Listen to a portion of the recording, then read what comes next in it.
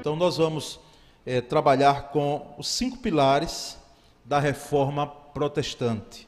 5 pilares da Reforma Protestante. Vou pedir aí, acredito que já deu para visualizar o material que eu enviei. Agora há pouco, Mateus aí no grupo da transmissão, os 5 pilares da Reforma Protestante. Então esses pilares, irmãos, nós vamos ver nessa noite.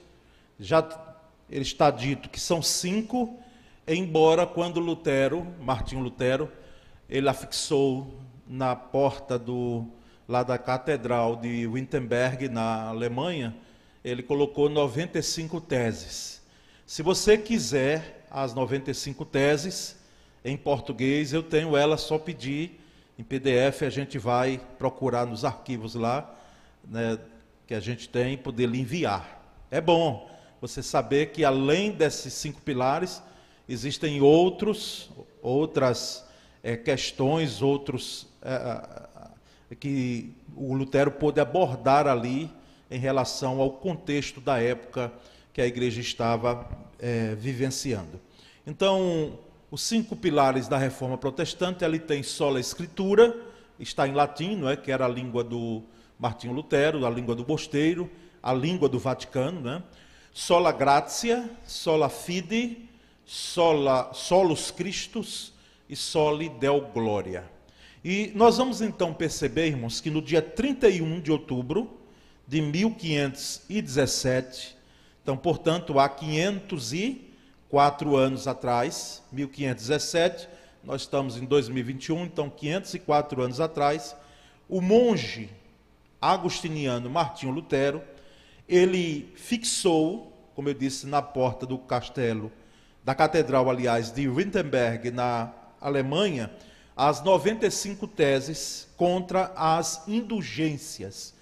Indulgências eram um tipo de documentos, para quem viu já, retorna um pouco à história geral, lá no ensino médio, ou chamado segundo grau antigamente, não é? Ou científico, e eu peguei os 3, aliás, não peguei ensino médio, pastor Flávio, meu já foi científico e segundo grau, né? Mas a gente vê o contexto que a igreja estava vivendo, porque eram documentos que as pessoas compravam a salvação. Não é coisa estranha, né? Se chegou a tal ponto das pessoas dentro da Idade Média, principalmente nesse contexto que Lutero estava vivendo, as pessoas elas compravam a salvação. Se tinha até os comentários de que quando o cofre da igreja se ouvia o tilintar de ofertas devido a algumas missas, né, quanto a pessoas que haviam morrido e aquelas orações eram feitas, quando se ouvia o tilintar do cofre, da moeda batendo no cofre da igreja, então aquela alma estava saindo do purgatório, né, e indo para os céus. Coisas que, assim, nós não temos base bíblica alguma para podermos tratar sobre essas questões em termos de salvação. Na realidade, foi um período triste da história da igreja. Antes de Lutero, alguns pré-reformadores, como John Huss, que era alemão, John Wycliffe, que era inglês, eles já vinham dizendo, olha, tem algo errado aí, dentre outros. A igreja, o que ela está fazendo hoje, vai de encontro ao que a Escritura diz.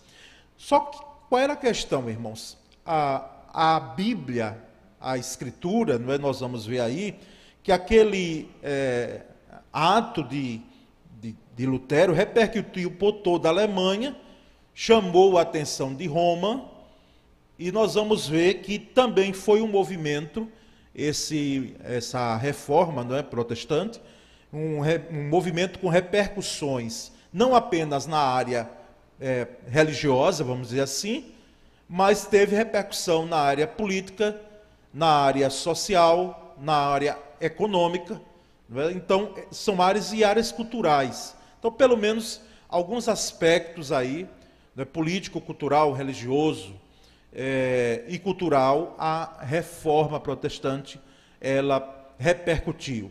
Ela modificou, de certa forma, a forma de se pensar após esse movimento. É claro que Lutero, como alguns irmãos aqui já sabem, ele não tinha em mente fazer reforma na igreja coisa nenhuma. Ele estava descontente totalmente, não é, com a situação que a igreja estava passando. Mas com essa atitude dele fixar na porta as 95 teses, então surge aí também outras repercussões do movimento, vem John Calvino, não é? E outros. Até nós que não estamos ligados necessariamente a esse primeiro momento da reforma, porque nós batistas saímos dos separatistas ingleses, não é? Mas nós somos consequência da reforma. Por que não? Por isso nós estamos trazendo essa palavra, porque agora no dia 31 de outubro, né, nós vamos então fazer 504 anos desse movimento, desse ato, né, chamado Reforma Protestante. Então nós vamos às Escrituras, pode passar essa segunda tela em diante, não é? E vamos direto para o primeiro pilar, que é a sola Escritura, ou seja, somente a Escritura. Sola é uma palavra latina que quer dizer somente, apenas, não é? Então, somente a Escritura, somente a Bíblia.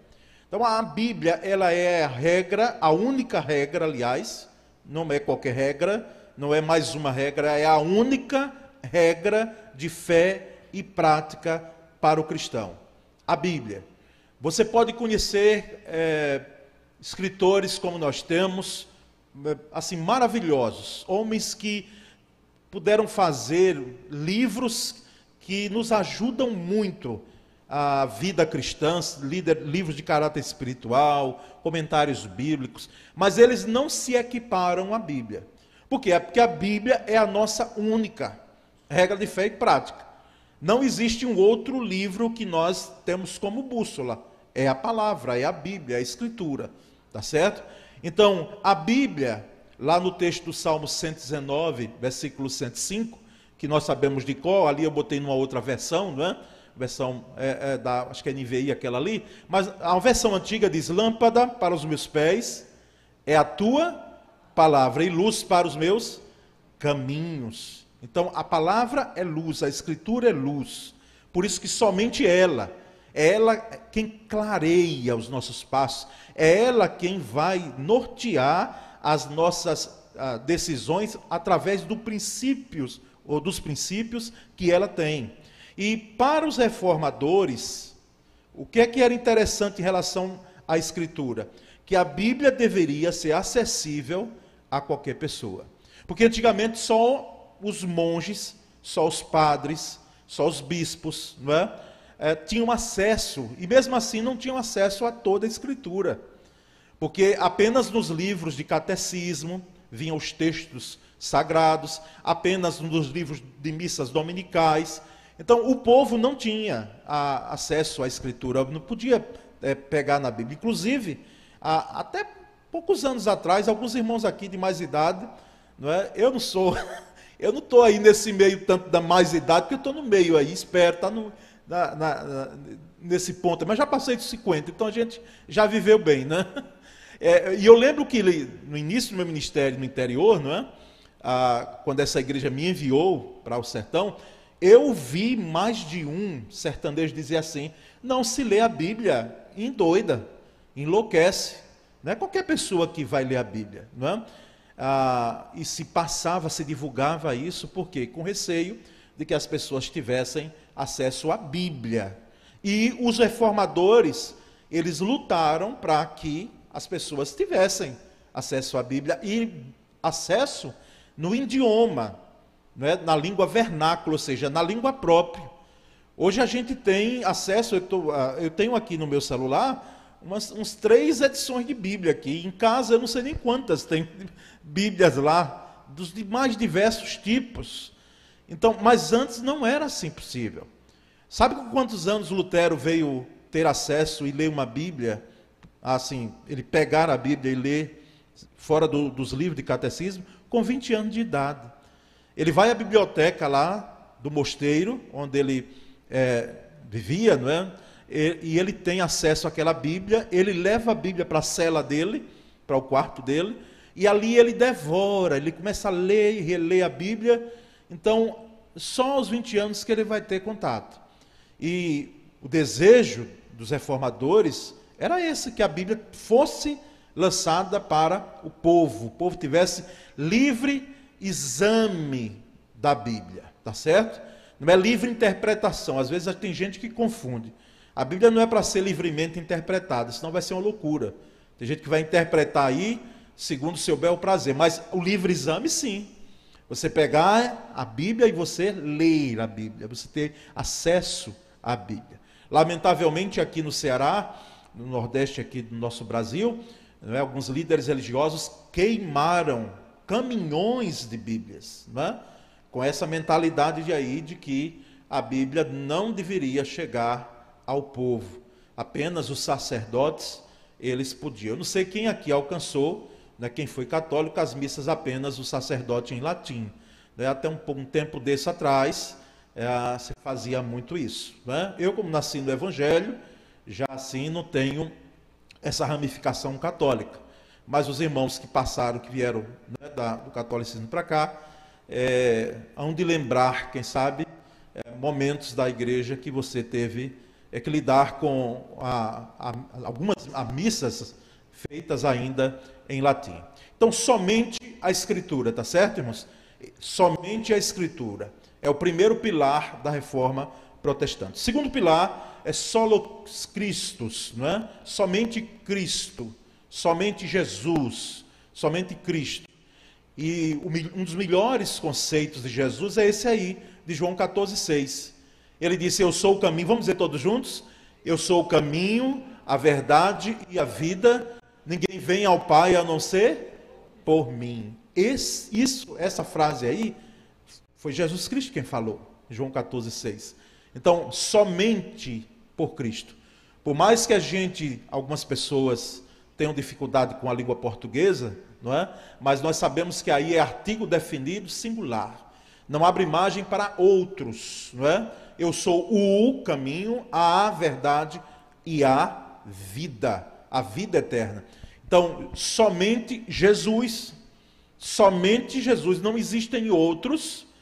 Os reformadores levantam essa bandeira, disse, gente, não tem outro, é somente Jesus que nós somos salvos. É através dele, ele é a única ponte, ele é o único caminho, ele é a única vereda que nos faz chegar a Deus. Foi Jesus, os irmãos já me ouviram dizendo isso, foi Jesus quem veio dizer na sua plenitude quem de fato é Deus, embora esse Deus se manifesta desde o Antigo Testamento. Mas Jesus, na sua plenitude, segundo o apóstolo Paulo em Colossenses, no capítulo 2, ele é a expressão, não é, plena de Deus, e é Deus. E a mensagem dos reformadores, então, era uma mensagem o quê? Que nós chamamos de cristológica. É uma mensagem firmada em Jesus. Então, a mensagem da reforma, o pilar da reforma, somente Cristo é o segundo pilar. Não é somente a Escritura, somente a Bíblia, não é somente Cristo. Vamos repetir esse primeiro pilar, todos juntos. Somente a Bíblia, não é? Todos juntos. Somente a Bíblia. E o segundo, somente Cristo. Qual é o terceiro pilar, pastor? O terceiro pilar é sola gratia. Sola gratia, ou seja, somente a graça. Somente a graça de Deus. E o texto de Efésios 2, 8 e 9 é muito preciso em destacar que somente a graça. Vamos ler todos juntos? Pois vocês são salvos pela graça, por meio da fé, e isto não vem de vocês, é dom de Deus, não por obras, para que ninguém se glorie. Então, somente pela graça, não pelas obras. As obras, elas são ruins? Ao contrário, são boas. Por isso que não é em vão que elas são chamadas de boas obras. São boas. Só que as obras vão nos dar a garantia da salvação, o direito à salvação, porque nós praticamos boas obras? Em forma alguma. Nós praticamos boas obras e devemos praticá-las. E quais são as boas obras? Tudo quanto possa redundar de ajuda, de auxílio à necessidade de alguém que está perto da gente. Né? São boas obras. É o que hoje a igreja chama de ação social, mas não é só isso. É qualquer crente que tem condições, né, não apenas condições financeiras, mas a desenvoltura e o dever e o compromisso de poder ajudar outra pessoa. Mas as boas obras nós devemos fazer por dever e até por alegria, mas não para sermos salvos. Nós não somos salvos pelas obras. Ai de nós! Porque senão, imagina alguém aí que tem a condição financeira muito maior do que a gente aí. Um grande empresário, um banqueiro, não é? Ele faria muitas obras mais do que a gente, porque ele teria condições financeiras. Quantas cestas básicas ele doaria se fosse por aí? Não é? Quantos benefícios sociais ele poderia fazer? E às vezes não faz, infelizmente. Alguns fazem, mas nem todos, não é? Porque acaba sendo o dinheiro o Deus, não é?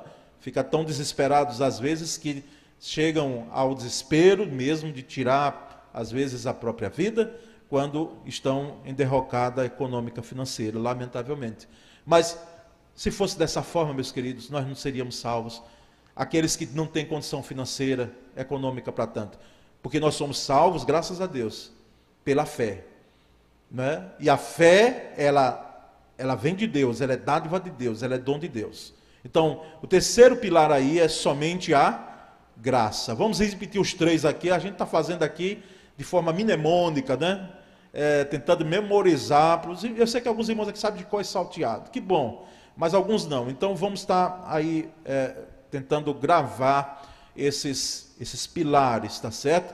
O primeiro deles é somente a Bíblia. Eu estou dizendo Bíblia, a Escritura, Bíblia, tá certo? Então, somente a Bíblia. O segundo é somente Cristo. O terceiro, somente a graça. O quarto pilar, irmãos, é sola fide. Sola fide, somente a fé. Somente a fé. O texto bíblico que revolucionou, irmãos, a vida de Martinho Lutero, daquele monge agostiniano, foi justamente quando ele, lendo a Escritura, que ele tinha pego lá o exemplar da Bíblia lá na biblioteca, e aos 20 anos de idade ele vai lendo, como eu disse, e ele se depara com Romanos 1,17. O texto de Romanos 1,17 diz: o justo viverá da fé. Quando ele lê aquilo ali, traz um impacto à vida dele. E é a partir justamente desse texto que ele faz a sua defesa, a defesa do Evangelho, sadio, não é? Então, somente a fé, por quê? Porque de fato é a fé quem nos conduz, não é? É através da fé, desse caminho da fé, que nos conduz a uma crença no verdadeiro Senhor e Deus. E crer em Jesus Cristo, eu coloco aí como comentário, significa entrar em compromisso com Ele, com Jesus. É um compromisso, é uma aliança. Não é para dizer, eu creio, não. Crer em Jesus, ter fé em Jesus, é uma letrinha pequena, aliás, é uma palavra pequena, né? 2 letras apenas, fé. Mas implica em um compromisso sério, profundo, em uma verdadeira aliança com Cristo. Então, implica nesse compromisso com Cristo, com a igreja, e a igreja aí é no sentido amplo, né? A igreja de Cristo, aliás, não é a igreja apenas no aspecto local, institucionalizada, por exemplo, a primeira igreja batista de Aracaju, é com ela, mas é mais ainda com aquele compromisso com a igreja, de fazer parte da igreja de Cristo, que ele tem preparado, e ele tem lapidado essa igreja para o grande e glorioso dia da sua volta, e ele virá buscar a sua igreja. Então é um compromisso com Cristo, com a igreja de Cristo, e um compromisso com a sociedade. Então a fé, ela tem essas três facetas, vamos dizer assim, tá certo? Compromisso com a sociedade, por quê? Porque nós não temos fé em Cristo para nós mesmos. Nós não temos fé em Cristo para dizer aqui, louvado seja Deus, porque nós cremos em Cristo. Não, há um compromisso com a sociedade, impactar a sociedade através da nossa fé e do nosso compromisso com Cristo. Então, esse é o quarto pilar, não é, da reforma, quarto e penúltimo. Vamos repetir o primeiro. Então, somente a Bíblia, somente Cristo, somente a graça e somente a fé, tá certo? Necessariamente, se você vê em outro livro fora dessa ordem, não importa. Mas esses são os pilares, e eu coloquei apenas de forma didática nessa ordem. Então, há um quinto e último pilar. Aliás, vou citar até em latim, soli deo gloria. Somente toda a glória a Deus, ou somente a glória de Deus. Somente a glória de Deus. E em 1 Coríntios 10:31, Paulo escrevendo essa carta de Coríntios, né, aos Coríntios, nessa primeira carta, ele diz: façam tudo para a glória de Deus. Façam tudo para a glória de Deus. Se o crente, o cristão, colocar na sua mente, no seu coração, de que tudo que ele verá fazer seja para a glória de Deus, nós teríamos uma igreja muito mais próspera, uma igreja muito mais impactante para a sociedade. Não é? Por quê? Porque nós não devemos fazer as coisas simplesmente para o nosso bel prazer, ou porque nós gostamos de fazer, não é? Porque nós achamos bonito fazer, não. Nós fazemos tudo e devemos fazer tudo para a glória de Deus, para que Deus seja engrandecido. Lembra o que João Batista disse? É necessário que eu diminua e que ele cresça, ou seja, que ele apareça, que só ele seja visto. Lá na transfiguração, naquele monte, aqueles discípulos que Jesus tinha escolhido, né? Eu não vou nem dizer que eram próximos a Jesus, não, Jesus escolheu eles.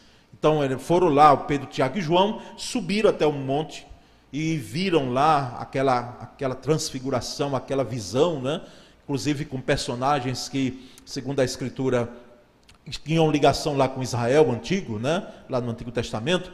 Mas depois desaparecem aqueles dois personagens, não é? Moisés e Elias, e fica só Jesus e os discípulos, os 4 discípulos. E há uma voz do céu que diz: esse é o meu filho amado, a ele ouvi. A ele ouvi. Então, apenas toda a glória, ou somente a glória de Deus. Só Deus é merecedor de toda a honra e de toda a glória. Nesse sentido aqui, irmãos, nós então fechamos esses 5 pilares, tá certo? Vamos repeti-los, os 5: somente a Bíblia, somente Cristo, somente a graça, somente a fé e somente a glória de Deus. A reforma de Lutero terminou, ou reforma que Deus, deixa eu refazer aqui, que Deus, através de Lutero e de outros pré-reformadores e outros reformadores, que ali, descontentes com o rumo que a igreja estava tomando, ela terminou? Não. Ela começou e não terminou. Porque a igreja, espalhada em todo o mundo, ela está e precisa estar em constante reforma. Não é uma reforma na liturgia, nessa questão de liturgia, não é? Porque tem gente que diz assim: puxa, o culto está frio, vamos cantar uns hinos aqui animados, né? Bater palma, tá aqui, dá uns, né? Glorifica. Não, não. Não é essa a reforma litúrgica, é a reforma que de fato a igreja sempre ela está em construção, e Jesus é quem tem feito essa reforma nela. Porque é Ele quem vai apresentá-la diante de Deus Pai, sem mácula e sem ruga. Ou seja, a igreja que nós queremos que seja perfeita hoje, ela não vai ser. Ela está em construção, ela está em reforma, aliás. E é uma reforma que não terminou, tá certo? Até porque, lamentavelmente, a gente vê, parece que no meio evangélico, parece que não, infelizmente, a gente vê hoje aquilo que era o contexto da Idade Média na época, agora nós temos segmentos ditos evangélicos fazendo, realizando, né, trazendo as indulgências, trazendo símbolos que estão arraigados lá na antiga aliança, para que hoje a gente possa não apenas ter Cristo, mas ter outras coisas mais, não é? É uma água milagrosa, não é? É a água benta, é algum adereço que tem que ser feito, é uma arca que tem que estar dentro do templo hoje, e nós notamos, infelizmente, que parece que há um retrocesso em alguns segmentos religiosos em relação a isso. Mas isso é justamente para manifestar, irmãos, o tempo que nós estamos vivendo e que a igreja precisa, de fato, de reforma. E existe uma reforma dentro do nosso coração, como eu falei aos alunos ontem à tarde, não é? Do Colégio Americano Batista. A reforma no nosso coração. Essa reforma continua. Essa reforma, o Espírito Santo, Cristo ressurreto, Ele tem feito em nossa vida. A cada dia Deus vai transformando, vai mudando. Ninguém pode chegar e dizer, puxa, eu não vou mudar nunca, eu sou desse jeito. Já vi gente dizendo assim, eu sou assim, né? Vou morrer desse jeito aí. Não. Se você é cristão, você tem que submeter-se à reforma de Cristo. E é uma reforma que a gente vai mudando, a gente vai sempre palmilhando, né, caminhando para que nós possamos chegar, como diz a Escritura, à estatura de cristão. Um cristão verdadeiro. A Bíblia até diz varão perfeito. Ou seja, que nós venhamos a ser maduros e não levados por qualquer vento de doutrina e não susceptíveis a qualquer movimento. Então que Deus, por sua graça e misericórdia, inocule nossa mente. Eu sei que os irmãos gravaram, mas a gente possa agradecer por esse movimento. Não foi um movimento apenas, porque os movimentos eles vêm e passam, mas a reforma protestante ela foi um marco divisor na história da igreja. E por sua graça Deus continue reformando a igreja, continue reformando as nossas vidas. Amém? Vamos orar nesse momento, pedir que essa reforma, às vezes para construir tem que quebrar. Eu às vezes estou lá no apartamento e aí escuto lá um barulho lá, sendo feito lá numa reforma de um apartamento próximo, né? As reformas às vezes a gente tem que sair um pouco do comodismo, porque às vezes algumas coisas na casa tem que ser ali, ficarem com poeiras, e a gente cobra uma coisa e outra, mas não tem jeito. Se foi para reformar, na realidade para haver uma mudança, e uma mudança para melhor, não é? Mesmo com essa crise econômica, eu quero que alguns irmãos aqui vão reformar alguma coisa do seu apartamento, na sua casa, né? A gente não gosta de reformas assim, principalmente o elemento feminino, né? O elemento feminino gosta. Quando tem muito o que mudar, muda pelo menos de lugar as coisas, né? Bota um móvel para lá, bota um móvel para cá e pronto, está mudado, né? Mas as reformas no coração, elas são extremamente importantes para nós. Me acompanhe nessa oração em nome de Jesus. Senhor, muito obrigado por esse marco, não apenas histórico, mas na história da igreja foi fundamental.